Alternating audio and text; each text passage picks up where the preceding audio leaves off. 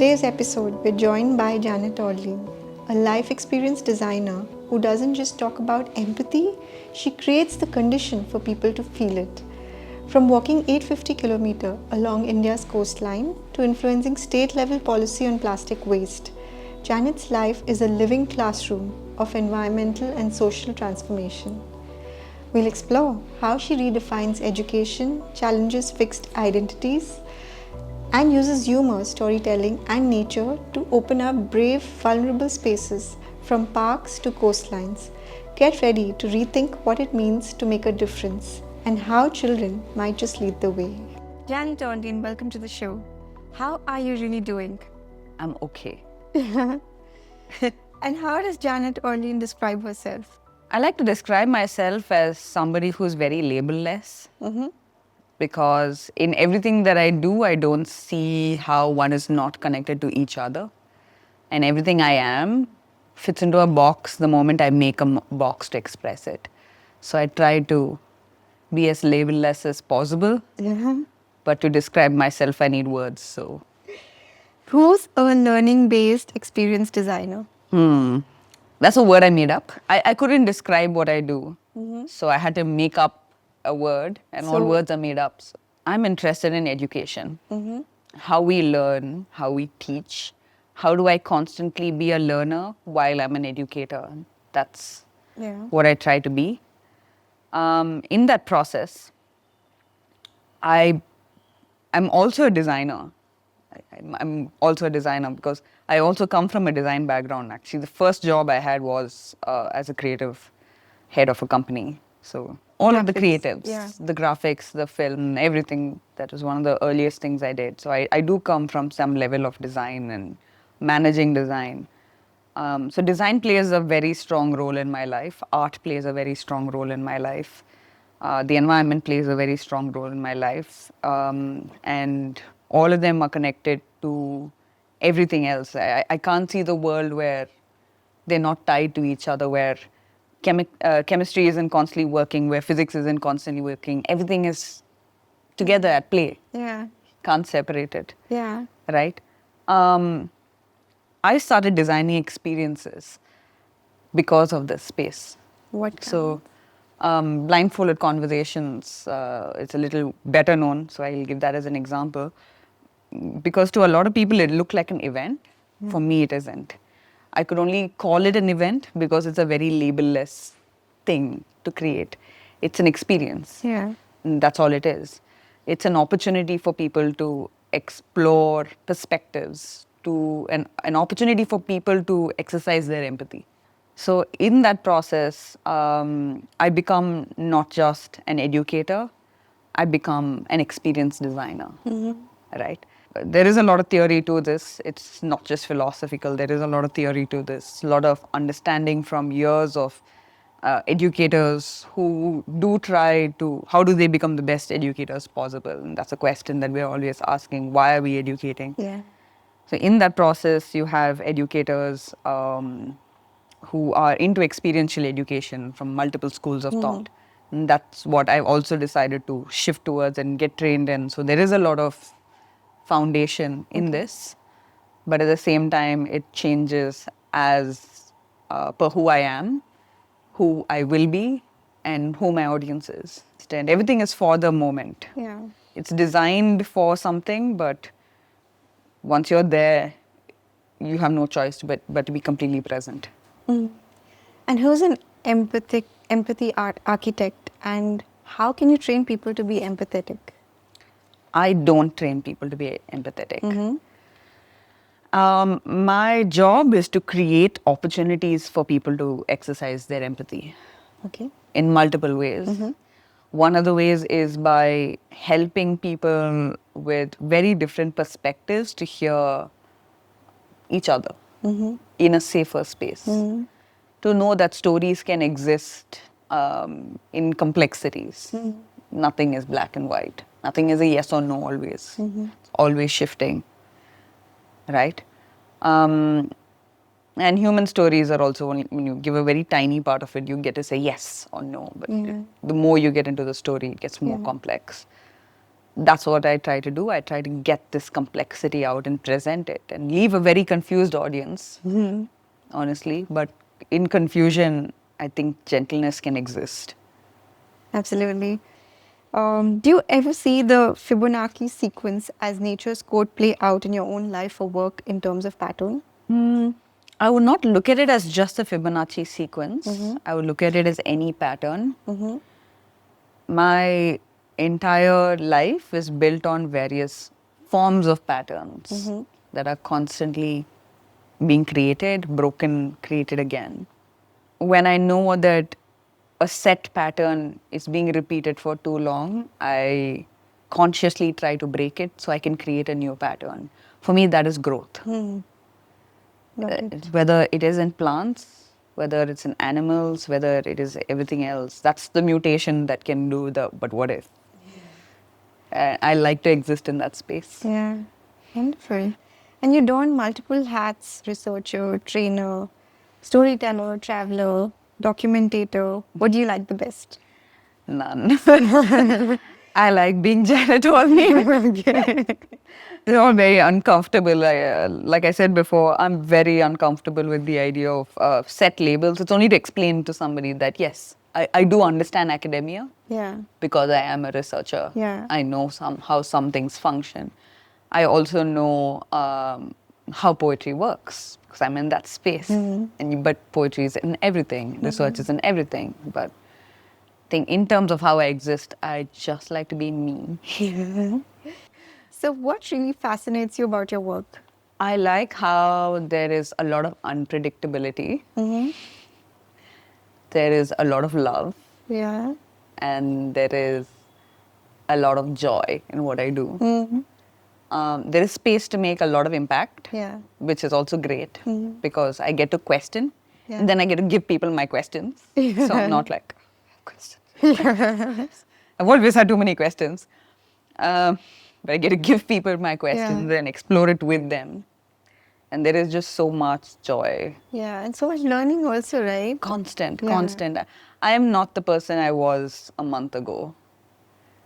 So you're Barely. growing every day. Constantly learning, constantly growing, constantly shedding my own preconceived notions, constantly having to face my own insecurities, and sometimes, more often than not, I'm putting somebody else's needs above them as an educator, like I'm putting their needs above mine as an educator, and that allows me to also not ever allow myself to be it's not about my need, it's about my learner's need, and I have to keep reminding myself like, oh, this is where I goofed up because I needed the silence, not my learner. I needed this, not my learner. But it's a constant state of growing where their questions allow me to grow and my questions allow me to grow. So Wonderful. Wonderful. So, quoting Francis Bacon here, read not to contradict and confute, not to find talk and discourse, but to weigh and consider. How does this work for you in your fields of expertise? I think it comes back to that conversation around perspectives. Because if you are looking for a loophole, you will always find one. If you're looking for an opinion that is going to support yours, you'll always find one. But if you are looking for just a way to explore, you will find that too. So not just in reading, in listening to the whole world, in listening to each other, in learning. It's not just about creating systems because something doesn't exist. It's about creating because it needs to exist. It needs to stand on its own. Yeah. Right? Not just because we're not trying to close gaps. We're not trying to fight back just because that isn't there, therefore it should be. It's because this needs to exist and therefore it has to exist. Yeah. Got it. If you describe in 3 words your journey of 850 kilometers along the coastline, what would it be? My journey was not just the walking, that was the easiest part.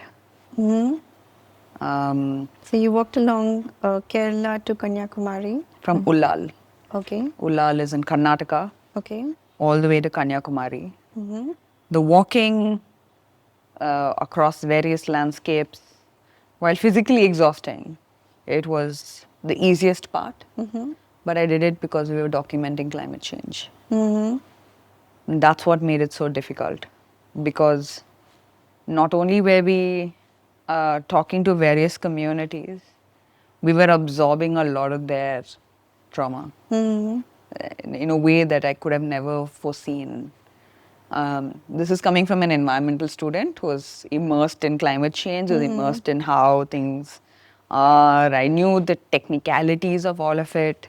I also was not unaware of the realities of how communities are being affected by climate change, but not in the depth the walk showed me. Not in the depth that every single decision they make is based on climate change. So I think that was the most difficult part. Exhausting because, of course, it's a lot of walking. Yeah, of course, of course. So you find a lot of pictures of me napping in various places. Like wherever I found a spot, I'm like, oh, shaded, need a nap. It's a lot of that, but quite the adventure. There was always something happening. There were always wonderful people. Yeah. You know, you hear stories of India's hospitality from long time ago and you're like, wow. Yeah. You know, we understand it. People are of course going to come and give you Yeah. food and this Yeah. is a thing. But Yeah. when you look at India today, you're like, does it ever exist? It does. It definitely does. Not so much in the cities where it is, and I understand it. It is too scary when you can't ever get to know somebody else. It's too scary to trust. Yeah. But man, But I'm so I was glad very to hear loved. this actually. So tell us a little more about the life and society along the coastlines and what drew you towards it and what was you learning? A very, very long time ago, I met a fisher folk family in Pondicherry. Okay. When I went on my first trip there, Okay. I must have been in my early 20s, Okay. and that happened. Mm-hmm. And I went and met them, and we built a bond that still exists today. Okay. But I've seen how climate change has affected them in so many ways. Their stories of unpredictability, their stories of their relationship with the ocean, and the loveliest folk you can meet. Just go catch something, he'll come and show me. He's like, let me tell you about this fish. So lovely. Yeah. So, and over years, I always went, every time I went down to Pondicherry, I'd always meet him and his family. I'd sit there and eat with them and hang out with them. And, you know, they really, I consider them a part of my family. Okay.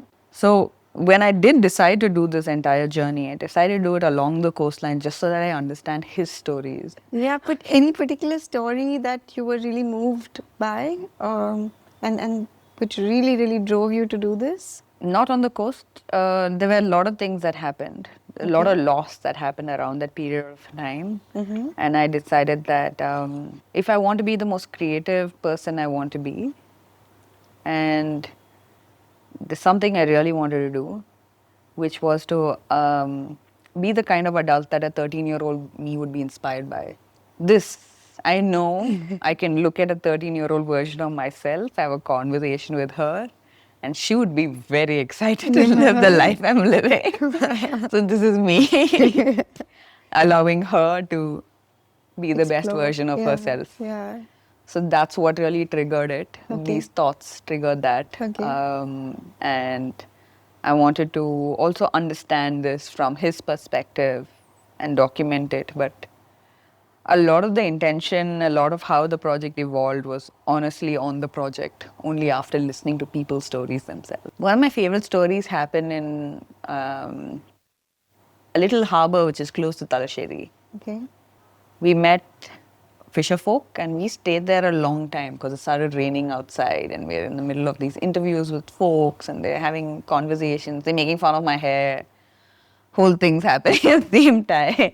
We're having a great time with them and somewhere the rain starts to slow down. So he says, come, let me show you the boats. So he says, you know, he takes us along the boats and we've had conversations about how the world has changed from the time he's a child to now, and everybody shared their stories about how they all go into the ocean. So we watched these boats bobbing up and down in the water, and you'll see that all of them had different flags. So he said, these boats belong to Hindus, these boats belong to the Muslims here. Then he looks at me square in the eye and he says, before we go on the boats, we all pray to our various gods before we go on the boat. But it doesn't matter who we pray to. If somebody brings parasadam, it's shared amongst everybody. If something happens, we would also join them and pray. He says, it doesn't matter if I'm Hindu, Muslim, Christian, whatever it is. We work together because we know we'll die together. Wonderful. And it really moved me, the fact that they knew their lives were different and they knew they were in very difficult times. Mm-hmm. And the space also had times of religious difficulties, right? So, but they're so aware that, you know, when they enter the ocean, they are one. From your observation, what is the impact of environmental degradation on lives, communities, and society?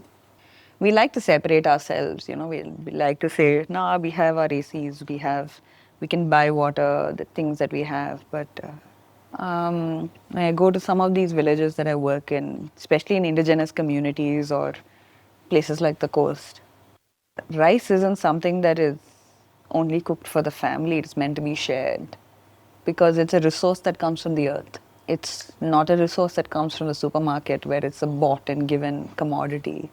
It's given and it's for our lives. We eat because we live. It's not just for the pleasure of food. Water is such a basic resource. You know, drop dead without water. Get a headache if you don't drink water for long enough, at least. But we're so casual in our thing, but so ironical how we live, pretending that this doesn't really affect us. But every decision that we make, including what dreams do you have for your child, it's based on environmental degradation because we're all hoping that our children survive, that they have a life, that they have happiness. But how do they have happiness when they don't have an earth that's going to support them? So the stories of grief, pain, loss, and yet there's resilience and that undaunted urge to move forward, right? How do they impact you as a person? It's a very difficult question. It impacts me both negatively as well as positively. My coping mechanism when it comes to really difficult times is humor. I usually say that I make a very good dark stand-up comedian, but I'm sure that not many people are going to be laughing at my jokes. They're probably going to be laughing with it because they're just as depressed as I am. But I found that this also comes from a space of helplessness. What do I do? I laugh about it because I have no other choice. And unfortunately, a lot of people I met who are impacted by climate crisis and they're waiting to die, they'll tell you, I'm waiting to die. What am I going to do? I have to die.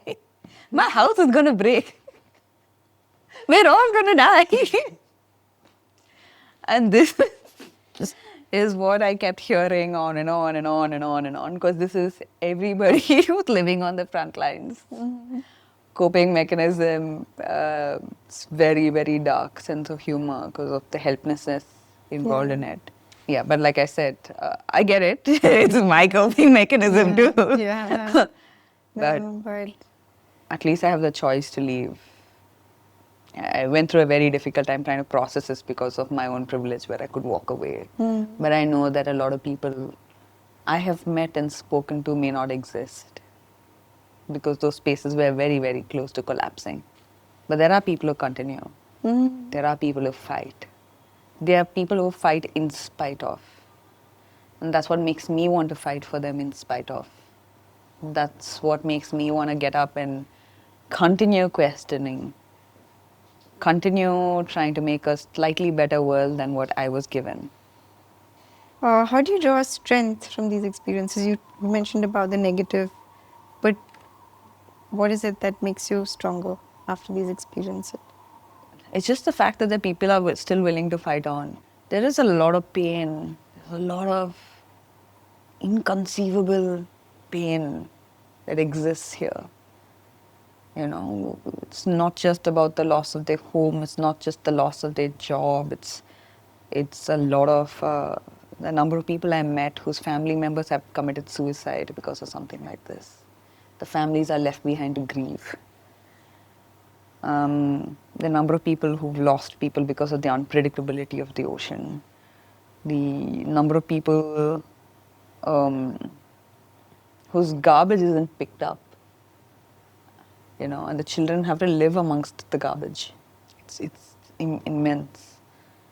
But there are people in the middle of this who choose to stand up and fight back. Any message to corporates or communities on littering? What are the 3 strong words do you want to tell them? Do you want to tell those who litter?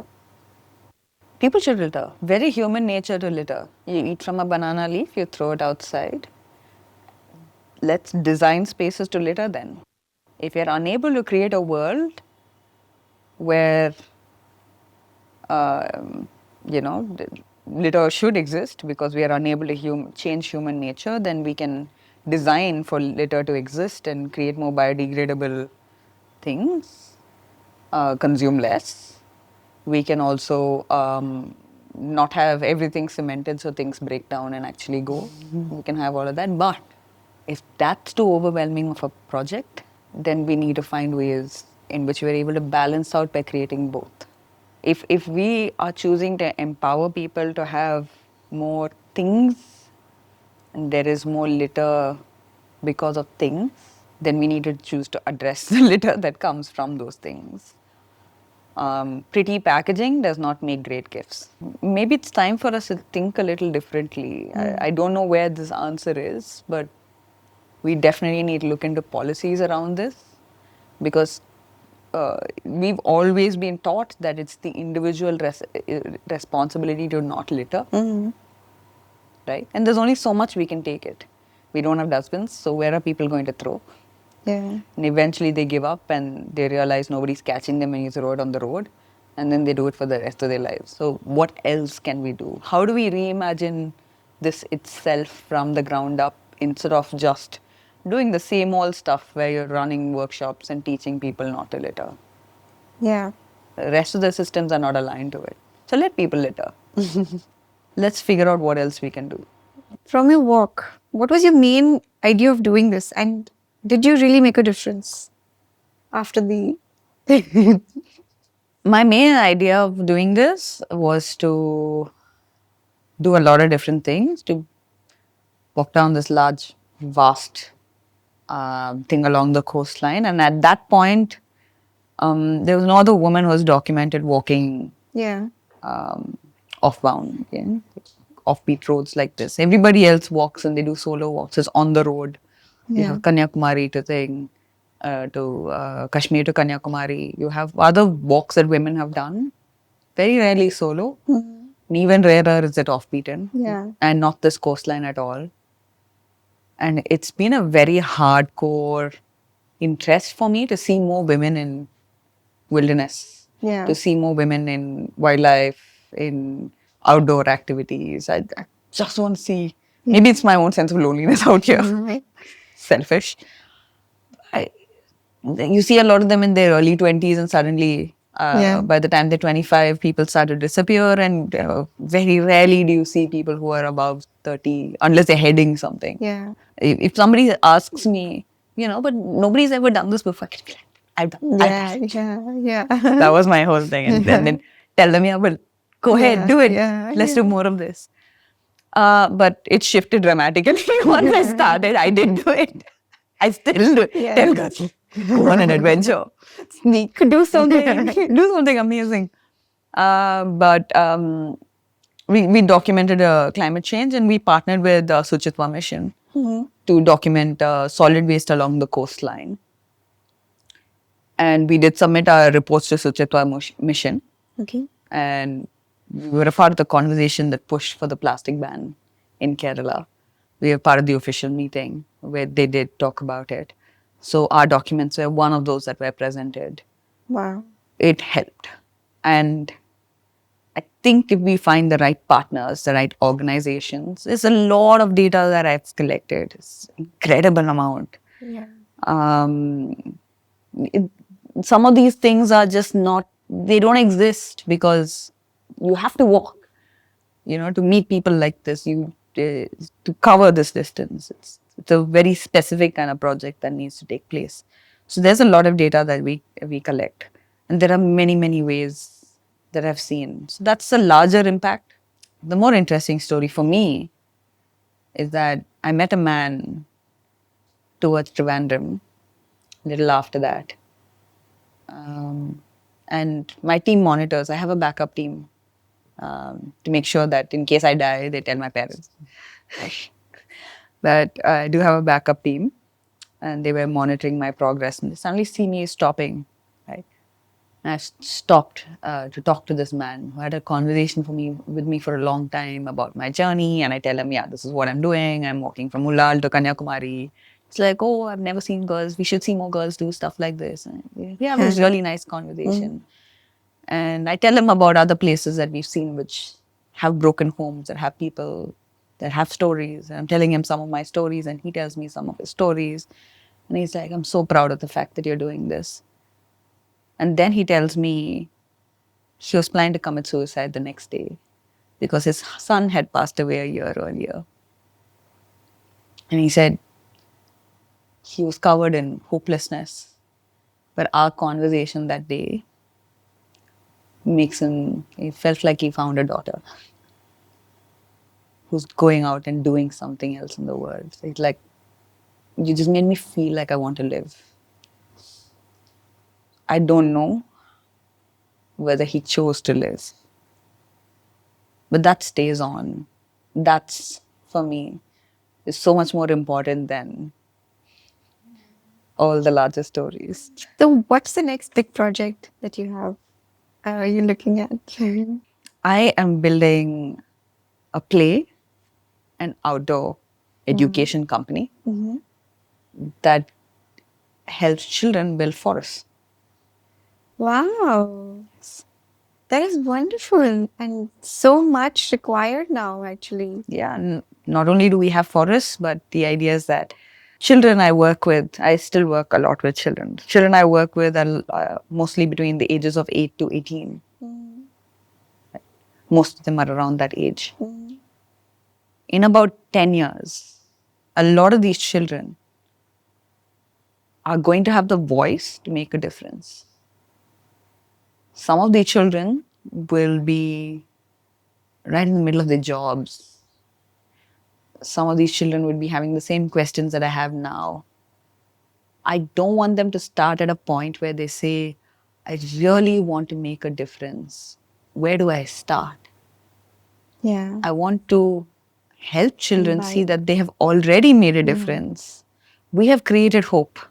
We have made a difference. What else do I do? How much bigger can I make it? What other questions can I have in the world? So this is what I want to do. I want to create a space where we don't need to start from scratch. I want to allow hope to exist. So then we can build more. Yeah, absolutely wonderful. But I want to ask you, is it difficult or easy to convince the children of cisgen alpha to come on board for such cause? There are children who are very disconnected. They don't have any memories with any plants, no trees, nothing. Very disconnected. I've never seen a generation that's this. Yeah. Where we've had the opportunity of going to school in a concrete building, come back to a concrete building, and we have the opportunity to have nothing. Yeah. Right? No ants in our sugar. Basically, we've had the opportunity to do that. So we have those who crave for these experiences. We have those who are very disconnected. We have those who have some exposure, so they're still interested. There are those who want the adventure and the hope for learning, so there's still space for that. Yeah. Because nothing I do comes without the learning. Nothing I do comes without the fun. Yeah. So yes, the end result is that we may create forests and there is a larger vision to it. Yeah. But the present is that the children will have a crazy amount of fun. Yeah. They get to push themselves beyond their limits. And I don't think anybody can really say no to Absolutely. fun. So But another interesting question I want to ask you is, did you find the space for the forest in the busy city of Bangalore? okay, fine. Those secrets shall be revealed later. But make sure you reveal it to us first. So what are 3 things citizens can do to cause less harm to the environment? To the environment. All right. I mean, it's so controversial. There's 3 simple stuff. Stay in the city. Yeah. Don't embrace the ecotourism. Stop going out in the forest and building resorts. Because the resorts are also sanitized places. Once you have resorts there, like, let's remove all the forest plants and let's bring lawns. Let's bring bushes. So confusing to go there. And the forests are also becoming like little cities only. Like more posh. But no, on the other side. No, I genuinely believe that we need to stop accumulating the amount we accumulate. We have, I understand that we have hopes and dreams and things we want to in life, but what are we investing in? Yeah. Are we investing in things that are on our happiness? Yeah. Have we asked ourselves this question? What are we investing in? Are we investing in our children because we want them to earn more or to be happy? Like, where is the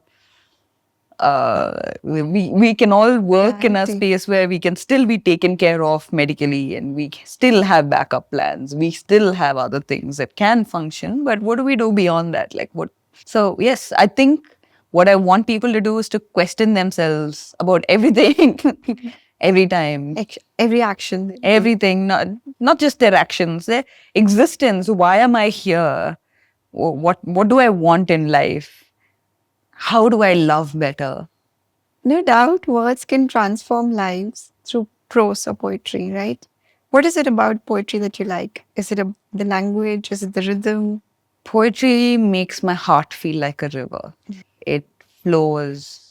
When I'm in pain, it finds ways to fill that space. When I'm in joy, it bubbles over. So, Well said. How did InkWeaver come about? And what was your vision for that? InkWeaver is a character from a book. From a favorite book from my childhood. Okay. It was a character who could write words that could come to life. So he made worlds because he realized that those worlds can exist. Every time you write a book, a world forms. And he wrote books. But the characters took him into that book and suddenly he was living in the world where he could make the changes, right? So he was God. It didn't end well. But I think it was a story that always, like, the idea of being able to create the worlds was always a very fascinating thing as a kid. So InkWeaver came from that space. But also to be very aware that you can have the power to make a difference only because you choose to have the power to make a difference is something that just stayed on with me. So InkWeaver was that. Plus, it just worked really well with my poetry. I'm a weaver with ink. So yeah. What do you do now with the ink? I mean, do you have a group? No. Post-COVID, we actually stopped a lot of our activities. Okay. We're looking at restarting some of it now. Yeah. I'm somebody who's very uncomfortable with online conversations, online meetups, all of it. So, great. How did the idea of blindfolded conversation come about, and what was your learning from that? I love the idea that free thought and elimination of judgment were the core of this this project, right? So Trump won. The first time. There was a very interesting thing that was happening on social media around this time. Facebook still hadn't been monetized to the level it is now, at least. yeah. But there were those who said, Of course, we knew that he was going to win and we could see all of it and we're so happy about it because everybody's been like rooting for him. And then there were those who were just in disbelief because everything that they were seeing was criticism, right? And on social media, you have that choice. You get to block people you don't want to listen to. And the more you interact with one kind of article, one kind of perspective, one kind of opinions, the more of that is thrown to you. And I see that it's become so much worse now. Yeah. You know, your algorithm on Instagram really allows you to see that thousands of people have the Yeah. same voice as Yeah. yours. Yeah. It's not true. It's an illusion. It took many months to actually build this. I took, I think, almost a good 8 months after this whole thing. It happened in a long conversation with a friend in the middle of the night. We spoke for almost 3 hours or 4 hours. And then I was like, wait, I need a second. I had this thought. So I disappear and I build this. And what if we can get people to just come and talk to each other? Yeah. That's all we need to do. Yeah, absolutely. And then we took about 8 months to build this, and it was blindfolded. So nobody could say, this person looks a certain way, so I won't talk to them about a certain topic. Yeah. You know, you look a particular way, so I won't talk to you about this. Yeah. What if I express this opinion? Will they judge me? Hey, you have your blindfolds on. The most you can do is to judge their voice, and we shuffle you over before you can have too much of a hardcore opinion. So you're stuck with trying to figure the next person out again. But it did help. We've had people who came just to mess around with the system sometimes and said, I can't believe I have friends from this community, this opinion, this work. I've had people who come back and express so much gratefulness for that experience. Any story that is close to your heart from these conversations? I won't tell you stories of people. Okay, yeah, but something. None. There is a reason I don't tell stories. Yeah. Because a lot of these are, especially in projects like this, I designed to become, not just to create a space, safe space, I become a safe space. So, trust is. I know it's been many years, but Yeah. And how do you intend to make this activity grow or this community grow in other cities? Do you have plans? we did do it all across India at a point. Oh, you did? Yeah. Okay. We had it in various places in India. Okay. I'm trying to figure out how to make it grow. Do you have an idea? What is lacking? And I can present it to anybody who listens, honestly. What is lacking is that we don't have enough public spaces, and there are very specific spaces I look to. This activity requires a lot of vulnerability. So, what is specific? I need space with grass, Okay. with trees, but also have a few stone benches. Okay. Cubbon Park was beautiful because of that. Yeah. It allowed for people to take that grounding when they needed it. It allowed for people to cry and not feel like the whole world is watching. Yeah. There was this one particular park in Pune that also allowed that to happen. There's another park in Delhi that I did that allowed it to happen. I did not find a space like that in Mumbai, so I refused to run it in Mumbai because we just didn't have this particular space. And I know this, we've also tried it in cafes and in other spaces, and I can tell you, I need that. In your opinion, what divides people? When we sit in a room, everything can echo back to us. I'm the only one who can make my voice heard. And then I say, this is now my safe space. This room is my safe space. Who do I want to invite inside? I want to invite you. Because we had a conversation outside and I was like, you connect with me. Let's have a conversation. If I don't choose to have this conversation outside, I'm going to keep bringing people into my room who will also be my echo chamber. They serve as my walls and I serve as theirs. Right? So it just makes my opinion stronger.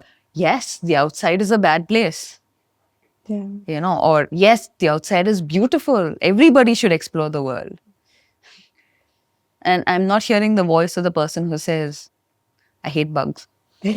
I don't want to go there. I'm like, no. I don't want this person in my room. I want only the person who says this. Yeah. So I think while this is great, we also need to go outside Yeah. and have conversations with everybody so that we at least listen Yeah. and know that other people exist. Yeah. Let's begin there. Yeah. And find something else. I mean, that may not be something else that I connect with, but I'm sure that there's some random thing that we would connect with. Yeah. I love dogs. I love dogs. So let's go out and look for things that we find more common with than to find differences. Yeah. Be open, basically. Look for similarities. I think it takes a lot of intentional looking for similarity, especially if you don't exercise that muscle too much. Yeah. Before you start finding it everywhere. And you're like, everybody, I can connect with everyone. Yeah. There's always something. Yeah. How do you adapt your own learnings into an effective corporate training module? That's because I don't just work in this space. Yeah. I've also helped startups. Okay. I've also sat with multiple businesses as they begun Okay. in the middle of it and collapsed. Businesses that have become very big, businesses that have stayed true to their small self, different kinds of businesses. I've been a part of all of these processes. And all of it, it's not just about the business, it's about the people behind the business. Yeah. Right? So a lot of my work comes to tie this knowledge of productivity, of people, about everything else. Because there's always this experience to design. Yeah. And then get them to question themselves. Yeah. And find that answer for themselves. Yeah. So that's how I design my corporate training workshops. In your experience of being a trainer, what's one factor that keeps someone from speaking freely due to fear of judgment? You already answered your own question. Fear of judgment. Yeah. Often it is this fear of judgment that exists, this fear, say, beyond, it's not just judgment, fear. Yeah. Just ran this session with kids recently. We spoke about how most fear comes not just from past experiences, often because of imagination. You have claustrophobia? No. What's your fear? Lizards. Lizards. Why are you scared of lizards? Just, it's something that I've had since childhood. Why? What are you imagining? When I was really young and I was eating in the dining table, a lizard fell right in front and that kind of creeped me out. Okay. So now every time you look at a lizard, you're waiting for it to jump. Yeah. There. Your imagination Yeah. is working really hard to protect you, Yeah. right? It's creating these scenarios. Like this will come, it'll jump, it'll come land right here, be in front of me. And we may not even be conscious to a lot of these imaginations. Yeah. Like, not actively doing it, but it's there in our Yeah. head. And then in case it is, I know it's going to do this. Yeah. A lot of our fears genuinely in our imagination. Yeah. The second we sit with it, Yeah. and accept, thank you for trying to protect me. Yeah. But I'm here now and I want to be present. My God, so well. That's so beautiful. Explained it so well. Thank you. So, how do you keep updated of the constantly evolving corporate landscape? And what's the core of your module, whether to create immersive learning opportunity or inspiring participants? I don't think I choose to inspire participants. That's up to them to choose to be inspired or no. My only work is to create very immersive activities. The kind of immersive activities changes from space to space. Yeah. And as much as corporate culture, environments change, Yeah. people remain the same. People are Yeah. people. Yeah. Our belief systems, our opinions, our experiences are constantly evolving. People are people. And I choose not to give them answers because I will never truly know what is going on in a team. Yeah. And I've got to be very conscious of that. I'm an external person who's brought in to mitigate something, to learn from, to train them on something. I'm always an external person. They may have had conflicts for months that I'm not aware of, that nobody else is aware of, right? So the answer must not come from me. It has to come from the participants. Only then it makes the difference and matter. The context. Yeah. The only thing I can do is to show the participants a mirror and say, here are patterns that are emerging. Here are some patterns for you to see. What other patterns are you seeing? So my job is to create those mirrors. It's the participants' job to find the answers.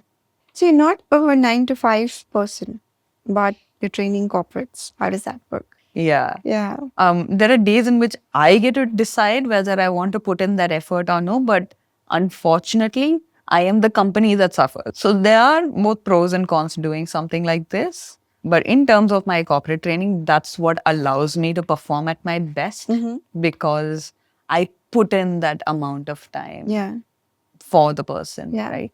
This is all the invisible labor nobody sees. Like, it looks like so smooth, effortless, easy. Effortless. Like I just came there and there is a lot of planned decisions. There's a lot of activity. There's a lot of preparing.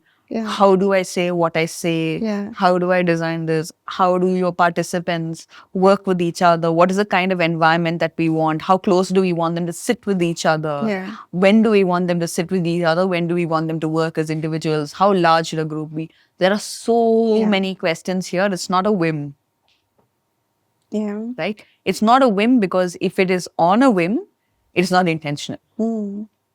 There is beauty in it. Things may happen, but it's not intentional. So I do all of that work and then I drop it and say, okay, I have to be present. So it's not just that. I'm not like, I have to stay with the script either. I have to be present as well. And I have to change and know enough for me to keep adapting to my thing. So yeah, it's a very hard job. Yeah. I But can it's feel fun. that. So when you work with corporates, what is it just targeting overall development of the individual or it's also enhancing their productivity? Yes, it's a lot to do with productivity when we work with corporates. Behavior, productivity, I've done a lot on some amount of diversity and inclusion as well. But primarily, how do we work better in terms of just productivity as people? And productivity is such a loose word. We can use that for many things, you know. Does it just mean, is it for the business? Do you want people to work 18 hours a day like I not that. The productivity is also to understand, do you know when you're going to be productive in a day? Do you know how to make yourself the best at that point? So let's have a conversation around that. How do we design it for you? Right. So you're also able to perform at your optimum in a more stable format, not just burn yourself out, giving your all to a space, have a life outside, take the joy, bring the joy back to work, you know, to be able to distribute that joy to everybody, have a much better space. So yes, we work a lot on productivity for the company, but the company is built on people. What's been your experience with talking trees? My pet project. Talking trees is lovely. We have trees having this intense audio drama happening.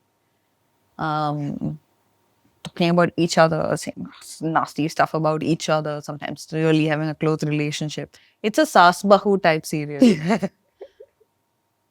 But on everything the tree actually has, as well as where they grow. So I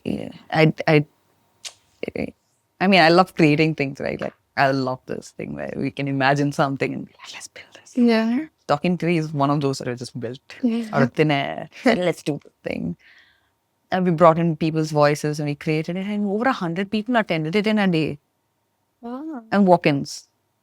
So it's basically like an act or something? No, it's a guided, it's an audio theater piece. So you walk from tree to tree. It's self-facilitating. But you're not just hearing. There are things you're supposed to do.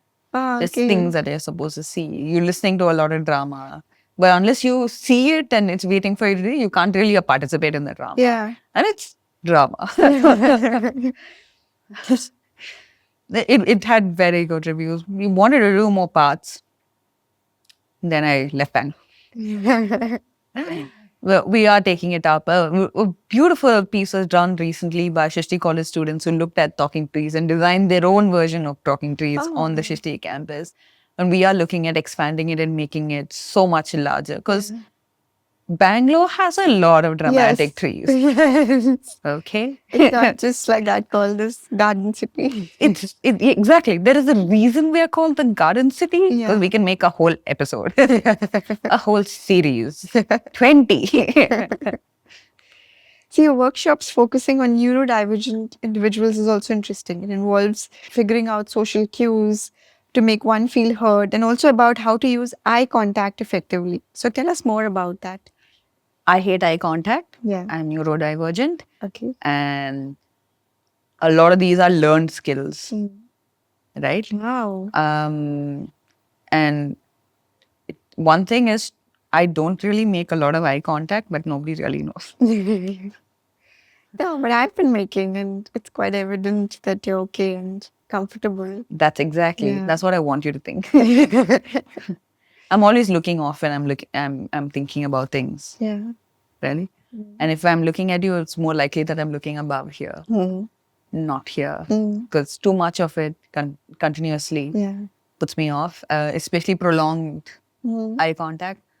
Very uncomfortable with it. All of it is there. There are days in which it's easier for me to shake hands with somebody. There are days in which I don't want to be touched. You don't find it today because I left my headphones somewhere. But you normally don't see me without my headphones because the world is too loud for me. And it's not just about me. I know people who've gone through much, much harder times. I know that I've worked with children whose food just cannot touch each other. They'll have to separate their peanuts from their bisibele bhatware before eating. So everything is in their spaces. There's also different kinds of things pop up, right? Like, but how do we make it, again, it's the same concept. How do we make each other heard? How do we allow ourselves to be heard? How do we allow for both spaces to exist without insisting that one way is the only way? Sure. So training, teaching, mentoring, what has been more gratifying? The learning. Yeah. None of them. I am the learner in all of these situations. So that's more gratifying than any of the learner or people saying, yes, I learned a lot from this. That's great. But I learned a lot about this too. So let's share. Yes, the learning in every... Both of us being the constant learners. I may play these roles just so that there are different types of boundaries that are set, different roles over there. But both of us, there is this concept in India where we believe that the older you are, the more experienced you are a full cup. And when we teach our children, we empty our cups into our children. And the children in turn grow up and empty their cups into the next children. But that's not how we are, you know, or that's one way to teach. And it works with certain things. But at least I like to come from the idea that I've got different experiences. There is more experience in some stuff. There's less experience in some stuff. And you have different experiences. More in some things, less in some things. Right? So why don't we learn from each other's experiences?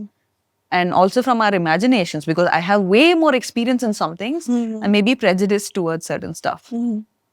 Right? And you may have less experience, so you may be still open to the questions and asking and being like, but what else can we do? And your imagination may be running wild there. So I'm like, yes. So let's build more stuff together. Growing up, was there someone who influenced you or someone's work that impacted you to think of nature, society, and human kindness? My great-great-grandfather would be a good influence in my own relationship with nature because I've seen his relationship with nature. My granduncle has been the one who introduced me to birding. Great influence in my own relationship with nature. My mother never stopped me. She's always been open about every rat, cat, bat that I rescued since my childhood. And she also nursed them. So we've always had that deep relationship with nature without ever saying, no, let it. Why are you bringing these things inside the house? We never had that question. It's always like, needs help. Let's bring it in. Always there. So I've grown up with these really wonderful influences.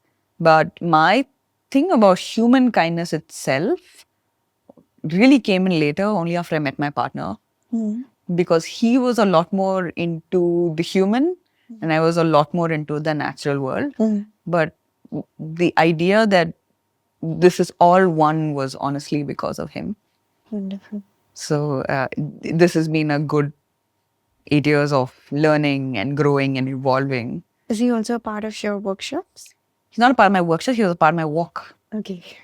He was, he headed the backup vehicle and everything else. So he was a part of my walk. But his own understanding of the world, gentleness, frustration with human behavior itself is what drove me to want to understand people better in a much stronger fashion. Is PaperMoon also on the same lines as this, where you encourage more artists? Yes. So PaperMoon was, I haven't had PaperMoon since, again, for similar reasons. Okay. But PaperMoon, mostly because I'm traveling a lot beyond all else. I was more stationed in Bangalore at that point. But PaperMoon's idea was to have a space between the professional and the amateur because they were the only two spaces that exist, right? And if you're just about trying out in the open mic spaces and you're moderately good, it's likely that you'll be the best there, right? And you're good. Like everybody's going to clap and they'll be like, wow, this is amazing. But you don't have space to grow because you don't have enough better ones to look forward to and be like, these are other ways I can improve my technique. And if you're into the professional space, that's way too much. So it's overwhelming and you're like, no, I'm not cut out for this. I'm not going to pursue this anymore. So we wanted to create a middle ground of sorts where you can still look at other artists, collaborate with other artists, perform as a performance because you're good enough to perform in a space. But at the same time, you can look and say, oh, here are all the ways I can become so much better. Here are ways I can also learn to perhaps market myself. Here are ways I can be heard better. This is where I need to take a pause. This is how I need to introduce myself, you know, because you're seeing people who are much better than you or different. So that's what we created. So how is life different with a salaried job and a non-salaried job? Salary jobs are great. There is definitely a lot of stability. You know, if you can spend so much a month, you know you can get so much a month. That's great. But non-salaried jobs are so unpredictable. It's fun.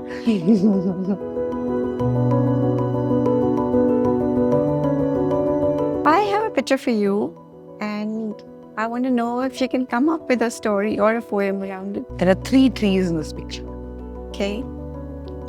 All 3 of them are friends. Yeah. You have the Spathodia, Okay. you have a rain tree, and you have a coconut tree. All of them were friends because they grew up together. Where could they go? They were planted there, grew up together. They grew up and then they started having conversations. Once they were out of their play era, suddenly they were talking about where they were from. The rain tree said, I come from far away. I love being in Bangalore. No bugs to bite me, you know. I get a bloom in summer. And you see me blooming in summer, I'm all pink. And everybody loves being under me. You always know where I am because the roads will be full of my seed pods. And then the Spathodia told, but I bloom around winter. I'm red. People call me the flame of the forest because they also love my flowers. The coconut tree is there. So it's like, everybody thinks I'm from here, but I feel like I don't belong. And both of them were confused. Like, I know that both of us were from abroad. Where are you from? I'm actually not from here. But they keep saying I'm Indian, so they put me here. But I don't understand this culture at all. They're having a conversation with the coconut tree, and the coconut tree says, I'm from the coast. I don't know what I'm doing in Bangalore. But people still love me, so I'm here. So here's Bangalore, a place of migrants where everybody finds their home. I think this was the most profound conversation I've had. Thank you so much for coming. Thank you. I've had a really lovely time.